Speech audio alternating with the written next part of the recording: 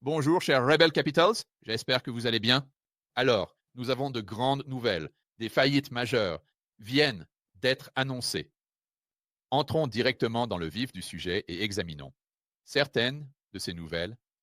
En fait, avant de parler des faillites, regardons ce qui se passe avec Starbucks aujourd'hui. Je n'ai pas vraiment entendu beaucoup de gens en parler. Et juste ici, de CNBC, Starbucks va licencier 1100 employés de bureau en raison de la baisse des ventes, affaissement. Et rappelez-vous, Starbucks a des problèmes depuis longtemps.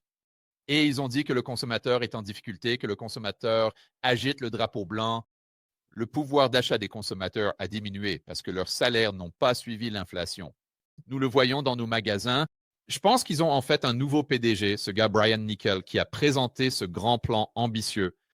Et maintenant, on dirait qu'ils sont un peu en train de jeter ça directement aux oubliettes. Et ils disent, d'accord, oublions le grand plan.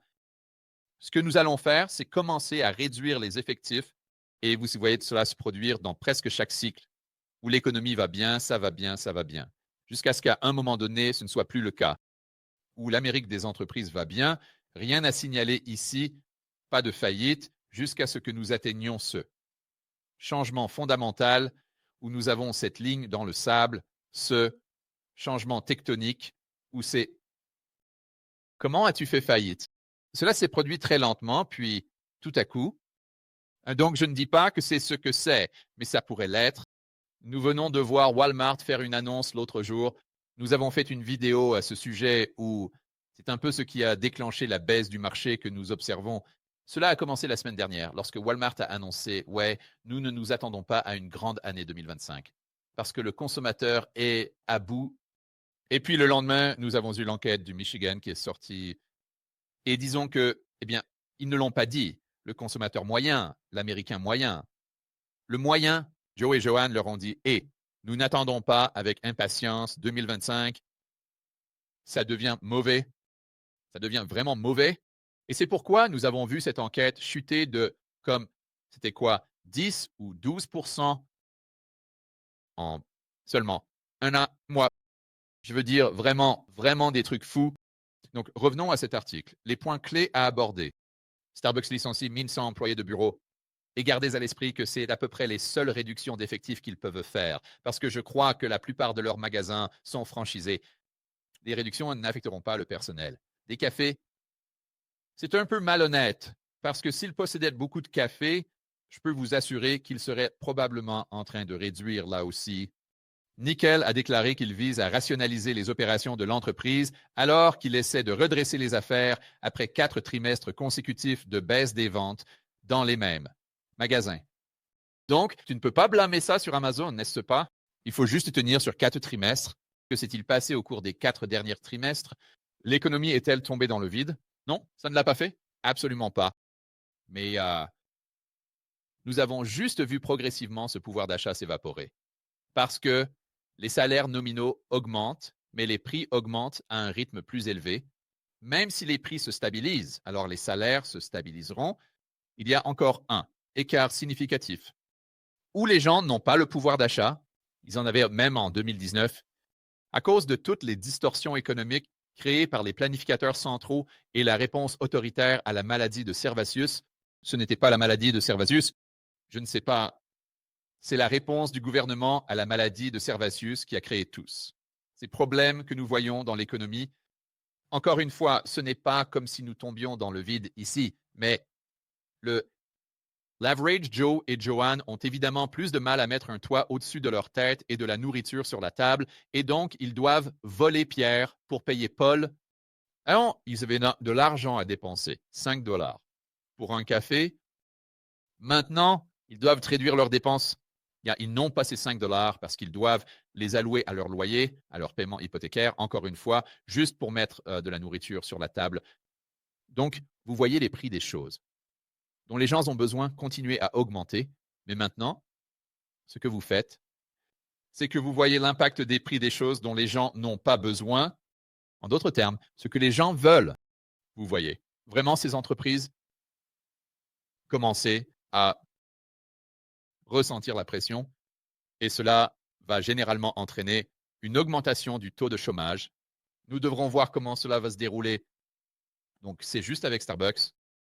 Mais ce n'était vraiment pas l'entreprise dont je parlais, ce dont je parlais au départ. Donc, Johan, et je pense que cette entreprise s'appelait autrefois Johan, etc. Vous pouvez me corriger si je me trompe. Mais Johan, essentiellement des magasins de tissus et d'art et de loisirs, va fermer tous, pas quelques-uns, tous. De leurs 800 magasins après leur deuxième faillite en 10 mois. Et encore une fois, si c'était juste ce type de magasin, vous pourriez dire, d'accord, je comprends, Amazon est en train de leur piquer leur clientèle. Amazon ne pique pas le déjeuner de Starbucks, n'est-ce pas? Amazon ne pique pas le déjeuner de McDonald's. Sans jeu de mots. Donc, tu devais regarder les données dans leur ensemble. Et c'est vrai, il y a certaines données qui restent optimistes et nous devons absolument prendre cela en compte. Mais quand ces cycles se déroulent, ils ne se produisent jamais tous en même temps. C'est toujours quelque chose de très progressif. C'est pourquoi tant de gens se retrouvent pris au dépourvu. Ils ne s'en rendent même pas compte jusqu'à ce que vous commenciez à le voir sur CNBC. Et la plupart des gens remarquent d'abord un déclin dans leur propre vie et ensuite ils voient cela se refléter par la baisse du marché boursier. Et c'est comme ça qu'ils savent de manière définitive que oui, l'économie n'est pas bonne en ce moment. C'est, du moins d'après mon expérience, comme ça que ces cycles se déroulent. Donc, ils le voient d'abord dans leur propre vie, où, mince, c'est plus difficile de trouver un emploi. Mec, tous mes amis galèrent. Mec, les seules personnes que je connais qui s'en sortent bien possèdent des actifs. Ce n'est pas qu'ils s'en sortent mieux au travail. Ils s'en sortent mieux parce qu'ils possèdent une maison ou ont un portefeuille d'actions. Ils possèdent, ouais, le Magicet. Et ensuite, ce qui se passe, c'est que ça devient de plus en plus difficile, mais lentement, de trouver un emploi, de plus en plus difficile de mettre un toit au-dessus de sa tête, mais lentement. Et ensuite, ce que vous commencez à voir, ce sont beaucoup de faillites. Et puis, cette Georgien moyen regarde CNBC. Oh mon Dieu, j'ai entendu ça aux infos, que le marché boursier est vraiment en train de chuter. Et puis, c'est cette confirmation, et peut-être que c'est à ce moment-là que le récit change. Et nous devrons voir comment cela se déroule. Et encore une fois, cela ne veut pas dire que le marché boursier va s'effondrer ou quoi que ce soit de ce genre. Nous devons juste prendre ces pointes de données et les inclure dans l'analyse. Et comme on le disait la semaine dernière, où nous avons ce barrage qui n'a pas encore éclaté. Absolument pas. Mais il a pas mal de fissures. Donc, ce qu'on doit faire, c'est qu'on doit pointer les fissures. Nous devons les reconnaître. Nous ne voulons pas simplement les ignorer. Nous devons les reconnaître et les inclure dans notre analyse appropriée. Concernant les probabilités, que le barrage se rompe réellement, et peut-être que les probabilités sont encore faibles, mais on ne peut pas juste enterrer notre tête dans le sable comme une autruche et dire, eh bien, ma stratégie d'investissement, c'est que l'ignorance est un bonheur. Youpi! Ça t'a peut-être donné envie de faire ça, mais ce n'est pas ce que je veux faire. Pour en revenir à ça, les magasins de Johan vont probablement disparaître du paysage du commerce de détail physique après 2 faillites en 10 mois. Et au fait, ce n'est pas seulement les magasins de Johan. Il faut que tu sois demandé qu'est-ce que cela fait au propriétaire du centre commercial, parce que je peux vous assurer que le gars ou la fille qui possédait ce centre commercial, ils sont dans de beaux draps, parce que c'était probablement un locataire principal pour eux, et ils ne vont probablement pas pouvoir remplacer ce locataire de sitôt, parce qu'ils ont 20 000 pieds carrés ou peu importe ce que c'est. Alors, quel détaillant en ce moment, dans l'environnement actuel, va vouloir? Ces 20 000 pieds carrés, c'est un gros problème là-bas. Et puis tu dis, bon, d'accord, eh bien, comment cela impacte-t-il la banque qui a prêté de l'argent au gars, qui possède le centre commercial? Vous voyez, il faut réfléchir à l'effet domino ici. Avec cette montagne de dettes et une marque qui est devenue de plus en plus défaillante, les voies de survie se sont fermées. Il y a une citation. Ce n'est pas vraiment le genre d'environnement dans lequel les entreprises, y compris d'autres détaillants, veulent prendre des risques en essayant un redressement. Il n'est donc pas surprenant que la liquidation soit devenue la destination finale. Ce à quoi ils font référence, c'est évidemment la santé financière de la classe moyenne ici. Alors, juste quelques détails. On dirait qu'il dépose le chapitre 11 pour restructuration auprès du tribunal. Ouais, je veux dire, d'accord, super. Vous pouvez annuler une partie de votre dette, mais je ne sais pas si cela, vraiment. Je serais très curieux de savoir à quoi ressemblent leurs finances sans le paiement de la dette. Donc, est-ce que c'est juste leur structure de capital ou est-ce qu'ils ne sont même pas rentables sans la dette? Parce que ça ne m'étonnerait pas s'ils n'étaient même pas rentables, même s'ils n'avaient pas ce paiement de dette. Et gardez à l'esprit que c'est un paiement de dette qui a un taux d'intérêt historiquement bas. Maintenant, rappelez-vous, ce n'est peut-être pas aussi bas que le taux d'intérêt qu'ils avaient en 2019 ou 2020-21, mais historiquement, c'est un taux d'intérêt très bas. Et c'est pourquoi des gars comme Adam Taggart, il dit toujours, vous savez, le cochon dans le python. Ça prend un certain temps pour que ce truc fonctionne. Et c'est ce que vous voyez, parce que quand les taux d'intérêt augmentent au début de la courbe, cela n'affecte pas tout le monde, cela n'affecte pas beaucoup de gens dans l'économie réelle, mais cela affecte ces méga corporations qui doivent souvent emprunter à très court terme. Maintenant, cela ne les impacte pas immédiatement parce que ce renouvellement de la dette pourrait ne pas se produire avant un an et demi, 2 ans. Mais à un certain moment, si les taux d'intérêt restent élevés, pas même élevés, juste plus élevés qu'ils ne l'étaient, alors le caoutchouc va toucher la route. Il est temps de payer le musicien, et c'est ce que vous voyez avec Johan, etc. Ou Johan, ou peu importe comment ça s'appelle maintenant. Il y a 10 mois, il se disait probablement, ouais, essayons juste de repousser le problème, et j'espère que les taux d'intérêt vont baisser, ou qu'on aura un miracle, où les gens commenceront à devenir riches et à revenir dans nos magasins. Mais rien de tout ça ne s'est produit. Maintenant, la piste est à la fin. Je ne sais tout simplement pas comment ils peuvent renverser la situation. Je veux dire, je ne sais pas. Peut-être qu'ils ont des flux de trésorerie.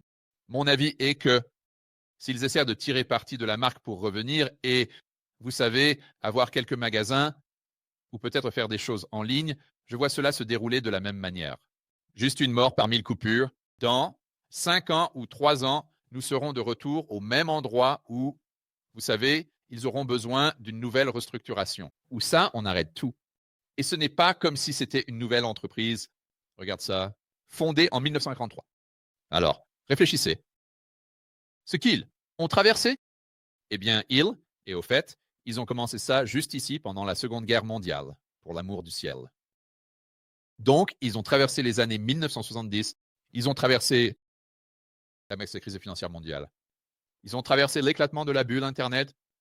Je veux dire, ils ont traversé toutes ces choses et ont survécu. Ils n'ont pas pu survivre à la réponse du gouvernement face à la maladie de Servatius. C'est le coup fatal. Alors, vous devez juste vous demander, est-ce que Johan, etc., instance, isolée,